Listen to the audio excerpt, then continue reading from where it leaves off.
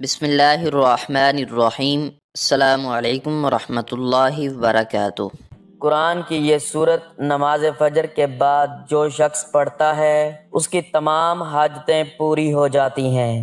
ناظرین اکرام، قرآن کی یہ سورت جو شخص فجر کی نماز کے بعد اسی جگہ پر بیٹھ کر 41 مرتبہ پڑھے اور اس جگہ سے اٹھے نہیں تو اللہ تعالیٰ سے جو حاجت مانگے گا پائے گا۔ اگر کوئی شخص قید میں ہے تو 121 بار پڑھ کر 10 بار دم کرے تو وہ اللہ کے حکم سے رہا ہو جائے گا۔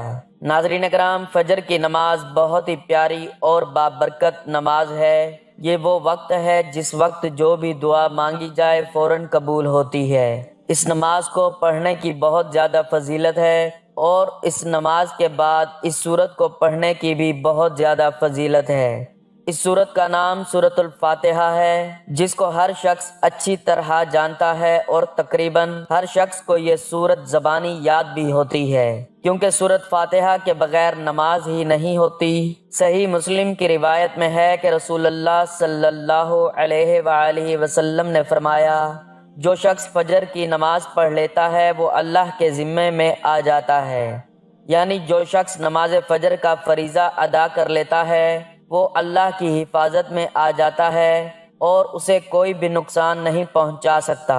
قرآن و حدیث سے بھی نماز فجر کی قرأت و تلاوت قرآن کی اہمیت اجاگر ہوتی ہے، جس سے فجر کے وقت اور نماز فجر کی اہمیت کا پتہ چلتا ہے۔ سورہ بنی اسرائیل میں فرمایا، بے شک فجر کی نماز میں پڑھا جانے والا قرآن محسوس و مشہود ہو کر سامنے آ جاتا ہے، یعنی اگر فجر کی نماز میں پڑھا جانے والا قرآن اگر سمجھ کر بغور پڑھا یا سنا جائے تو وقت فجر کے تمام انوار و تجلیات اور قرآنی فیوز و برکات متشکل ہو کر اللہ کے وجود اور اس کی وحدانیت کی گواہی دیتے محسوس ہوتے ہیں۔ احادیث نبی صلی اللہ علیہ وآلہ وسلم سے بھی نماز کی اہمیت و فضیلت و نورانیت کا پتہ چلتا ہے۔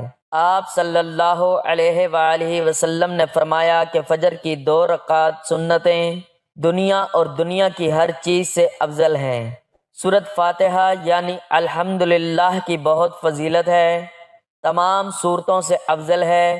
آپ صلی اللہ علیہ وآلہ وسلم نے فرمایا کہ 4 آسمانی کتابوں تورات، زبور، انجیل اور قرآن میں اس سورت جیسی کوئی سورت نازل نہیں ہوئی۔ آپ نے فرمایا کہ بغیر سورت فاتحہ نماز ہی نہیں ہوتی، اور فرمایا کہ قرآن مجید میں سب سورتوں سے افضل سورت فاتحہ ہے۔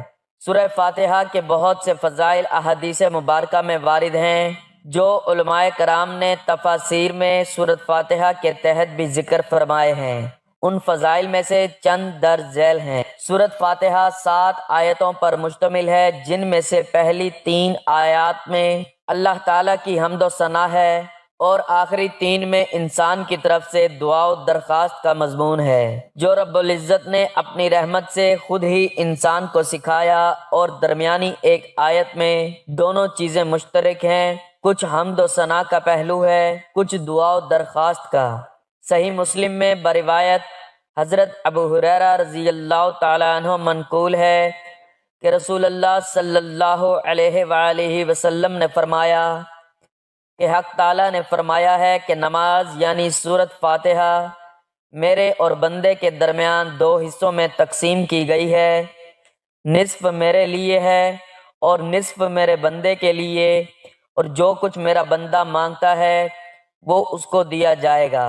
پھر رسول اللہ صلی اللہ علیہ وآلہ وسلم نے فرمایا کہ بندہ جب کہتا ہے الحمدللہ رب العالمین تو اللہ تعالیٰ فرماتا ہے کہ میرے بندے نے میری حمد کی ہے، اور جب وہ کہتا ہے الرحمن الرحیم تو اللہ تعالیٰ فرماتا ہے کہ میرے بندے نے میری تعریف و ثنا بیان کی ہے، اور جب بندہ کہتا ہے مالک یوم الدین تو اللہ تعالیٰ فرماتا ہے کہ میرے بندے نے میری بزرگی بیان کی ہے، اور جب بندہ کہتا ہے ایاک نعبد و ایاک نستعین تو اللہ تعالیٰ فرماتا ہے کہ یہ آیت میرے اور میرے بندے کے درمیان مشترک ہے، کیونکہ اس میں ایک پہلو حق تعالیٰ کی حمد و ثنا کا ہے اور دوسرا پہلو بندے کی دعا و درخواست کا۔ اس کے ساتھ یہ بھی ارشاد ہوا کہ میرے بندے کو وہ چیز ملے گی جو اس نے مانگی۔ پھر جب بندہ کہتا ہے اہدنا الصراط المستقیم آخر تک، تو حق تعالیٰ فرماتا ہے کہ یہ سب میرے بندے کے لیے ہے اور اس کو وہ چیز ملے گی جو اس نے مانگی۔ رسول کریم صلی اللہ علیہ وآلہ وسلم نے فرمایا کہ قسم ہے اس ذات کی جس کے قبضے میں میری جان ہے کہ سورہ فاتحہ کی نظیر نہ تورات میں نازل ہوئی، نہ انجیل اور زبور میں، اور نہ خود قرآن کریم میں کوئی دوسری سورت اس کی مثل ہے۔ نیز نبی کریم صلی اللہ علیہ وآلہ وسلم نے فرمایا کہ سورہ فاتحہ ہر بیماری کی شفا ہے۔ اسی طرح حدیث میں ہے کہ رسول اللہ صلی اللہ علیہ وآلہ وسلم نے فرمایا کہ قرآن کریم کی سب سورتوں میں عظیم ترین الحمدللہ رب العالمین ہے۔ سورۃ فاتحہ معنی کے اعتبار سے مکمل دعائیہ کلمات پر مشتمل ہے، اسی لیے اس سورت کا ایک نام سورۃ الدعا بھی ہے۔ دعا مانگنے سے پہلے دعا مانگنے کے آداب کا ملحوظ خاطر رکھنا ضروری ہے۔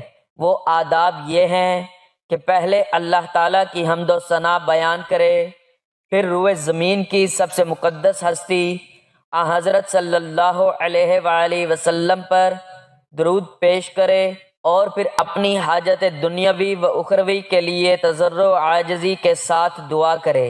یہی طریقہ حدیث میں وارد ہے، اور نفس نماز سے بھی یہی سبق ملتا ہے کہ پہلے حمد و ثنا، تسبیح و تحلیل، تکبیر، آخری تشہد میں درود اور پھر دعا۔ نیز دعا کے دیگر آداب مثلاً باوضو ہونا، قبلہ رو ہونا اور عاجزی سے مانگنا، یہ سب سورۃ فاتحہ سے بائیں طور پر مستنبط ہو سکتے ہیں کہ سورہ فاتحہ عام طور پر نماز میں ہی پڑھی جاتی ہے، جس کے لیے طہارت اور قبلہ رخ ہونا، نیز حال اور قال سے عاجزی کا اظہار کرنا یقینی امر ہے۔ اس لیے سورۃ فاتحہ کا ایک نام سورۃ الصلاۃ بھی ہے۔ ایسی دعا کا انتخاب کرنا چاہیے جو زندگی کے تمام پہلوؤں کو جامع ہو۔ مثلاً اہدنا الصراط المستقیم، یہ دعا زندگی کے ہر پہلو کو احاطہ کیے ہوئے ہے۔ اسی طرح ربنا آتنا فی الدنیا حسنۃ، ان جیسی دعاؤں کو حضور صلی اللہ علیہ وآلہ وسلم نے پسند فرمایا ہے۔ انسان اپنی زندگی میں چند اہمیت کے حامل اصول اور قوانین کا محتاج ہوتا ہے جو اس صورت میں مذکور ہیں: نظام معاش رب العالمین، نظام عدالت مالک یوم الدین، نظام قانون کے سامنے انقیاد ایاک نعبد، قانون حیات اہدنا الصراط المستقیم، قومی و ملی مدافعتی و دفاعی نظام غیر المغضوب علیہم ولا الضالین۔ پوری سورت توحید، مبدأ و معاد جیسے اہم مضامین پر مشتمل ہے، اس لیے اس کو ام الکتاب بھی کہتے ہیں کہ قرآن مجید ساری آسمانی کتابوں کا خلاصہ ہے، اور پورے قرآن کا خلاصہ سورہ فاتحہ ہے، اور سورہ فاتحہ کا خلاصہ ایاک نعبد و ایاک نستعین۔ شاید اس بنیاد پر حدیث میں سورہ فاتحہ کو اعظم سورت فی القرآن کہا گیا ہے، جس طرح آیت الکرسی کو اعظم الآیات کہا گیا۔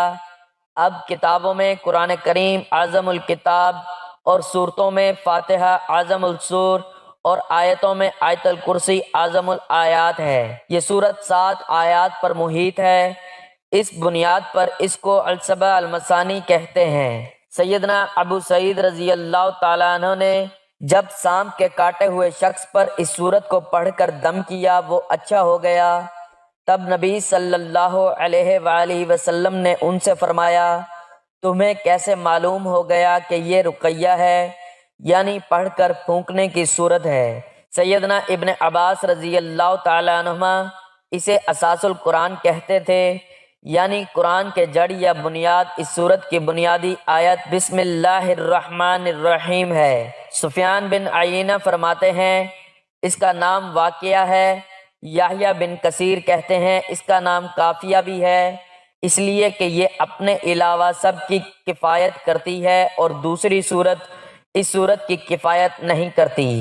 بعض مرسل حدیثوں میں بھی یہ مضمون آیا ہے کہ ام القرآن بدل ہے مگر اس کا غیر اس کا بدل نہیں۔ مسند احمد میں سیدنا ابو سعید بن معلا رضی اللہ تعالیٰ عنہ سے مروی ہے کہ میں نماز پڑھ رہا تھا اور رسول اللہ صلی اللہ علیہ وآلہ وسلم نے فرمایا، اور رسول اللہ صلی اللہ علیہ وآلہ وسلم نے مجھے بلایا، میں نے کوئی جواب نہ دیا۔ جب نماز سے فارغ ہو کر میں رسول اللہ صلی اللہ علیہ وآلہ وسلم کی خدمت میں حاضر ہوا تو آپ صلی اللہ علیہ وآلہ وسلم نے فرمایا، اب تک کس کام میں تھے؟ میں نے کہا، یا رسول اللہ میں نماز پڑھ رہا تھا۔ آپ صلی اللہ علیہ وآلہ وسلم نے فرمایا، کیا اللہ تعالیٰ کا یہ فرمان تم نے نہیں سنا؟ یا ایھا الذین آمنوا استجیبوا للہ وللرسول اذا دعاکم لما یحییکم، اے ایمان والو، اللہ کے رسول جب تمہیں پکاریں تم جواب دو۔ اچھا سنو، میں تمہیں مسجد سے نکلنے سے پہلے بتلا دوں گا کہ قرآن پاک میں سب سے بڑی سورت کون سی ہے۔ پھر میرا ہاتھ پکڑے ہوئے جب آپ صلی اللہ علیہ وآلہ وسلم نے مسجد سے جانے کا ارادہ کیا تو میں نے آپ صلی اللہ علیہ وآلہ وسلم کا وعدہ یاد دلایا۔ آپ صلی اللہ علیہ وآلہ وسلم نے فرمایا، سورت الحمدللہ رب العالمین ہے، یہی سبع مثانی ہے اور یہی وہ قرآن عظیم ہے جو مجھ کو دیا گیا ہے۔ اسی طرح یہ روایت صحیح بخاری شریف، ابو داؤد، نسائی اور ابن ماجہ میں بھی دوسری سندوں کے ساتھ ہے۔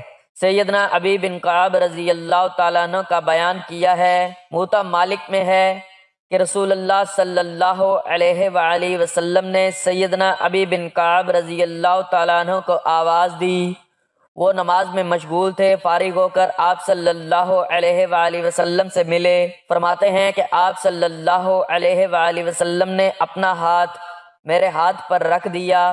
اس وقت مسجد سے باہر نکل ہی رہے تھے کہ فرمایا، میں چاہتا ہوں کہ مسجد سے نکلنے سے پہلے تجھے ایسی صورت بتاؤں کہ تورات، انجیل اور قرآن میں اس کی مثل نہیں۔ اب میں نے اپنی چال سست کر دی اور پوچھا، یا رسول اللہ صلی اللہ علیہ وآلہ وسلم وہ صورت کون سی ہے؟ آپ صلی اللہ علیہ وآلہ وسلم نے فرمایا، نماز کے شروع میں تم کیا پڑھتے ہو؟ میں نے کہا، الحمدللہ رب العالمین، پوری سورت تک۔ آپ صلی اللہ علیہ وآلہ وسلم نے فرمایا، یہی وہ صورت ہے سبع المثانی اور قرآن عظیم جو مجھے دیا گیا ہے۔ سیدنا ابو سعید خدری رضی اللہ تعالیٰ عنہ سے روایت ہے کہ ہم ایک مرتبہ سفر میں ایک جگہ اترے ہوئے تھے، ناگہاں ایک لونڈی آئی اور کہا کہ یہاں کے قبیلہ کے سردار کو سانپ نے کاٹ کھایا ہے، ہمارے آدمی یہاں موجود نہیں، آپ میں سے کوئی ایسا ہے کہ جھاڑ پھونک کر دے۔ ہم میں سے ایک شخص اٹھ کر اس کے ساتھ ہو لیا۔ ہم نہیں جانتے تھے کہ یہ کچھ جھاڑ پھونک بھی جانتا ہے۔ اس نے وہاں جا کر کچھ پڑھ کر دم کر دیا۔ اللہ کے فضل سے وہ بالکل اچھا ہو گیا۔ 30 بکریاں اس نے دیں اور ہماری مہمانی کے لیے دودھ بھی بہت سارا بھیجا۔ جب وہ واپس آئے تو ہم نے پوچھا، کیا تمہیں جھاڑ پھونک کا علم تھا؟ اس نے کہا، میں نے تو صرف سورۃ فاتحہ پڑھ کر دم کیا ہے۔ ہم نے کہا، اس آئے ہوئے مال کو ابھی نہ چھیڑو، پہلے رسول اللہ صلی اللہ علیہ وآلہ وسلم سے مسئلہ پوچھ لو۔ مدینہ میں آ کر ہم نے نبی صلی اللہ علیہ وآلہ وسلم سے ذکر کیا۔ آپ صلی اللہ علیہ وآلہ وسلم نے فرمایا، اسے کیسے معلوم ہوا کہ یہ پڑھ کر دم کرنے کی صورت ہے؟ فرمایا، اس مال کے حصے کر لو، میرا بھی ایک حصہ لگانا۔ رسول اللہ صلی اللہ علیہ وآلہ وسلم کے پاس ایک مرتبہ جبرائیل علیہ السلام بیٹھے ہوئے تھے کہ اوپر سے ایک زوردار دھماکے کی آواز آئی۔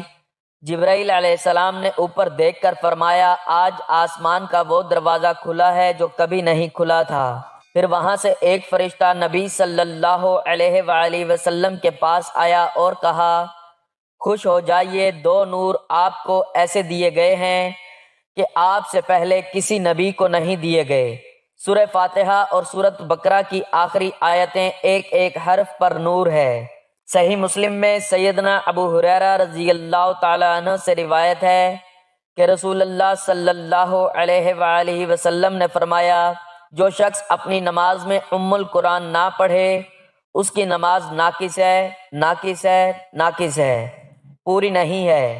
سیدنا ابو ہریرہ رضی اللہ تعالیٰ عنہ سے پوچھا گیا کہ جب امام کے پیچھے ہوں تو فرمایا پھر بھی چپکے چپکے پڑھ لیا کرو، میں نے رسول اللہ صلی اللہ علیہ وآلہ وسلم سے سنا ہے، آپ صلی اللہ علیہ وآلہ وسلم فرمایا کرتے تھے کہ اللہ تعالیٰ کا فرمان ہے کہ میں نے نماز کو اپنے اور اپنے بندے کے نصف نصف کر دیا ہے، اور میرا بندہ مجھ سے جو مانگتا ہے وہ میں دیتا ہوں۔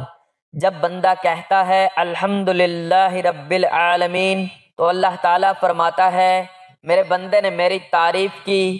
پھر بندہ کہتا ہے الرحمن الرحیم، اللہ تعالیٰ فرماتا ہے اثنی علی عبدی، میرے بندے نے میری ثنا بیان کی۔ پھر بندہ کہتا ہے مالک یوم الدین، اللہ تعالیٰ فرماتا ہے مجدنی عبدی، یعنی میرے بندے نے میری بزرگی بیان کی۔ بعض روایتوں میں ہے کہ اللہ تعالیٰ اس کے جواب میں فرماتا ہے فوز الی عبدی، یعنی میرے بندے نے خود کو میرے سپرد کر دیا۔ پھر بندہ کہتا ہے ایاک نعبد و ایاک نستعین، اللہ تعالیٰ فرماتا ہے یہ ہے میرے اور میرے بندے کے درمیان، اور میرا بندہ مجھ سے جو کچھ مانگے گا میں دوں گا۔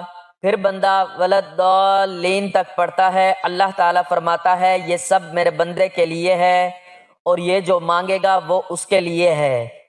محترم ناظرین، آپ بھی اگر اپنے جائز حاجات خواہشات پوری کروانا چاہتے ہیں اور آپ چاہتے ہیں کہ آپ جو اللہ تعالیٰ سے مانگیں وہ آپ کو مل جائے تو آپ یہ سورۃ فاتحہ کا وظیفہ صبح نماز فجر کے بعد لازمی کریں۔ انشاءاللہ اس وظیفے کی برکت سے آپ جو بھی مانگیں گے اللہ تعالیٰ آپ کو دے گا۔ وظیفہ شروع کرنے سے پہلے آپ نے درود پاک پڑھنا ہے۔ اللہم صلی علی محمد وعلی آل محمد کما صلیت علی ابراہیم وعلی آل ابراہیم انک حمید مجید۔ اللہم بارک علی محمد وعلی آل محمد کما بارکت علی ابراہیم وعلی آل ابراہیم انک حمید مجید۔ درود پاک پڑھنے کے بعد آپ نے 41 مرتبہ سورۃ فاتحہ پڑھنی ہے۔ الحمدللہ رب العالمین الرحمن الرحیم مالک یوم الدین ایاک نعبد و ایاک نستعین اہدنا الصراط المستقیم صراط الذین انعمت علیہم غیر المغضوب علیہم ولا الضالین۔ قرآن مجید اور نماز دونوں کی ابتدا حمد سے ہوتی ہے۔ اس کی بظاہر حکمت یہ ہے کہ حمد بعض صورتوں میں شکر کے معنی کو متضمن ہے، گویا قاری تلاوت کلام پاک اور نمازی نماز شروع کرتے وقت اپنی تلاوت و عبادت کی توفیق پر شکر بجا لا رہے ہیں، لہٰذا حال و قال میں موافقت ہو رہی ہے۔ سورۃ فاتحہ پڑھنے کے بعد آپ نے 3 مرتبہ سورۃ اخلاص پڑھنی ہے۔ قل هو اللہ احد اللہ الصمد لم یلد ولم یولد ولم یکن لہ کفوا احد۔ 3 مرتبہ سورۃ اخلاص پڑھنے کے بعد آپ نے پھر درود پاک پڑھنا ہے۔ اس عمل کی بدولت اللہ تعالیٰ آپ کو ہر وہ چیز عطا کرے گا جس کی آپ خواہش رکھتے ہیں۔ محترم ناظرین، آپ بھی اسے روزانہ پڑھنے کا معمول بنا لیں، انشاءاللہ جیسا سوچیں گے ویسے ہوگا۔ عزت، دولت، شہرت اللہ تعالیٰ سے جو مانگیں گے وہ آپ کو ملے گی۔ زندگی سے چھوٹی بڑی ہر پریشانی کا نام و نشان ختم ہو جائے گا انشاءاللہ۔ میری اللہ تعالیٰ سے دعا ہے کہ جتنے بھی میرے مسلمان بہن بھائی اس دنیا میں بیمار ہیں سب کو اللہ پاک صحت کاملہ و عاجلہ تندرستی والی زندگی دے اور ہم سب کی پریشانیوں کو دور فرما دیں، آمین یا رب العالمین۔ دعا ہے کہ اللہ تعالیٰ میرا سنانا اور آپ کا سننا اپنی بارگاہ میں قبول و منظور فرمائے، آمین۔ ناظرین، اپنے رزق میں برکت، وسعت اور کشادگی کے لیے اللہ تعالیٰ کے 99 ناموں میں سے کوئی ایک نام لکھ کر کمنٹس میں ضرور شیئر کریں۔ اللہ تعالیٰ ہم سب کا حامی و ناصر ہو، آمین۔ جزاک اللہ۔